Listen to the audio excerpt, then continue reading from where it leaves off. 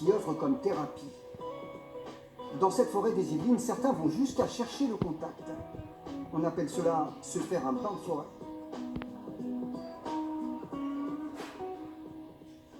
Il est doux, hein? Et donc là, l'arbre, il sent que tu le touches, comme si on te touchait les cheveux. Tu vois, exactement pareil. Des années que Laurence Mons pratique la sylvothérapie, aux promeneurs qui arpentent les sentiers de Rambouillet, elle apprend l'art de communiquer avec le végétal. On y va. Rendez-vous au pied d'un chêne remarquable. Essayez de sentir ce qui se passe sous vos pieds. Et cela commence à l'aveuglette, en marche arrière. Un petit peu à gauche. Et vous allez bien garder les yeux fermés. Quand vous êtes prêt, vous ouvrez les yeux. À votre rythme, ouvrez les yeux.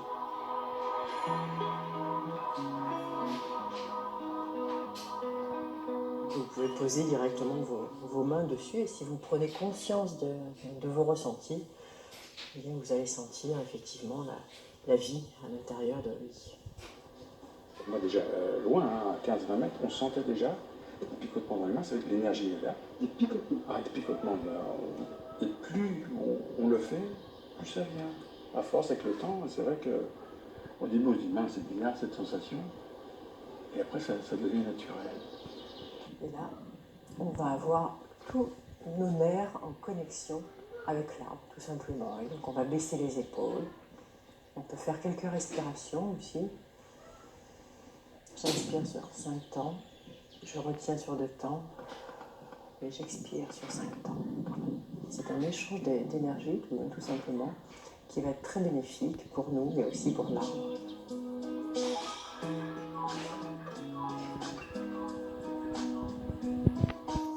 Il a une énergie électromagnétique absolument incroyable, et donc c'est de ça qu'on profite. Il n'y a rien d'ésotérique là-dedans.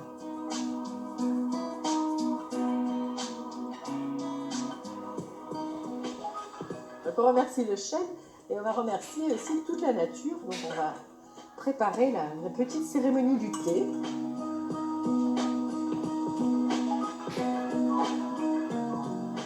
La première fois que Laurence m'a fait découvrir l'énergie, j'ai été repoussé. Et ça, faut le dire, quoi. J'étais devant un être avec d'autres collègues, là, à vouloir essayer de capter l'énergie, j'étais à 3-4 mètres. Et j'ai reçu comme un grand coup de vent. Mais c'était très violent, quoi. Du coup, après, j'ai été voir un pin sylvestre qui m'a happé, lui, il m'a fait circuler beaucoup d'énergie. Certes, l'émotion est arrivée parce que c'est normal, c'est surprenant, mais qu'est-ce que c'est bon? Et là, on se dit, oui, j'ai affaire à des êtres vivants. Moi qui suis hyper cartésien, très pragmatique, il en faut vraiment pour me scotcher. Et là, moi, j'étais scotché. Et des fois, ça va être un arbre qui va être effectivement tordu. Et la personne va vous dire, bah, cet arbre me correspond parce que c'est comme ça que je me sens. Et donc, il va y avoir une espèce de métaphore qui va être là et elle va pouvoir se réparer grâce à cet arbre tordu et comprendre que bah, malgré tout, l'arbre il continue à vivre. À la nature, à chacun de vous. Tching.